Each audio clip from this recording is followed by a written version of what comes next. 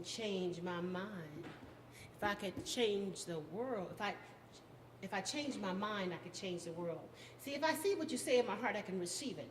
And if I hear what you say in my spirit, I can understand it. If I see what I know in my dreams, I can become it. And if what touches my heart enters my spirit, and if I could speak it, yes I can, yes I can, yes I know I can, then I could change the world. And if I could change my mind and share with others what I see, and they receive what I know, then I can change the world.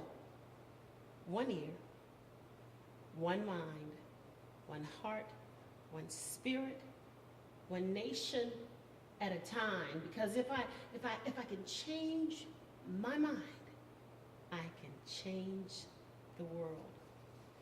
And the last poem, well, just two more I would like to close with, and these were mostly from the book Uplifted. This is called Can You? This is another a poem that I'd like you to consider the philosophy around and respond to the questions. Can you lose and still win? Can you find a lover? Can you keep a friend? Can you disagree and stay one?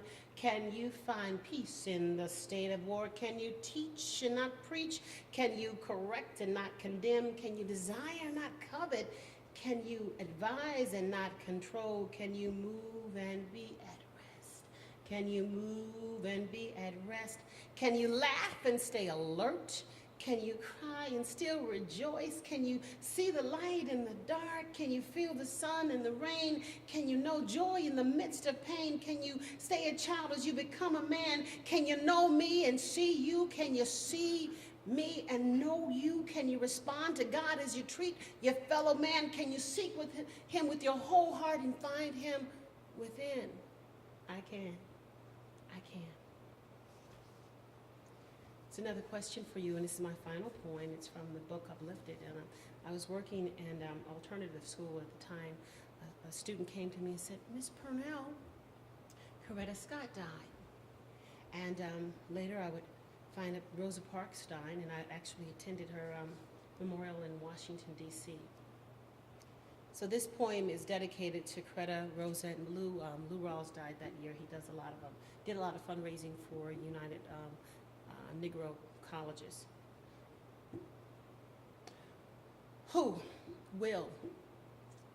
will replace my good sisters and my fine brothers who've gone on? Who will replace those who've contributed their gifts, their talents, their very lives, and walked the line and filled the gap and stood on the wall and bent their backs under the strain that I could crawl up and peer at potentiality, grasp possibility, and realize the tangibility of hope?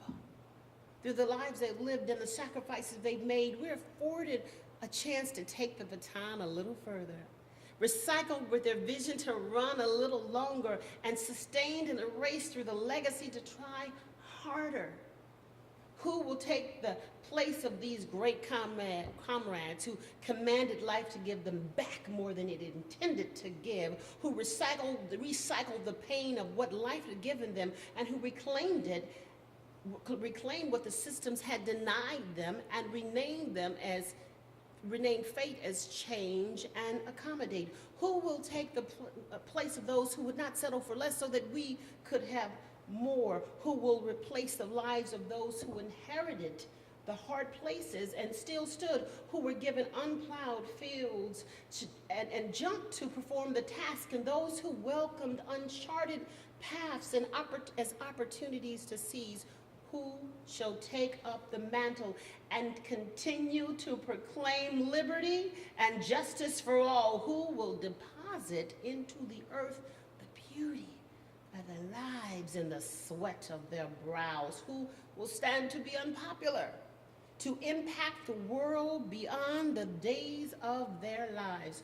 Who will put their faces to the wind and forge a way for a better day for all of our children? Who will, who can, who must?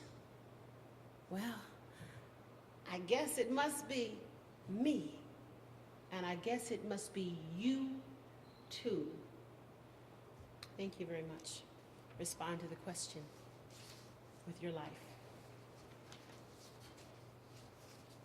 Thank you, and I hope you enjoyed the poetry, and you can use them in your workshops later. And there are questions to each of these poems, about 7 to 10 questions with each of the poems that you could take and use them in your lessons. Thank you very much.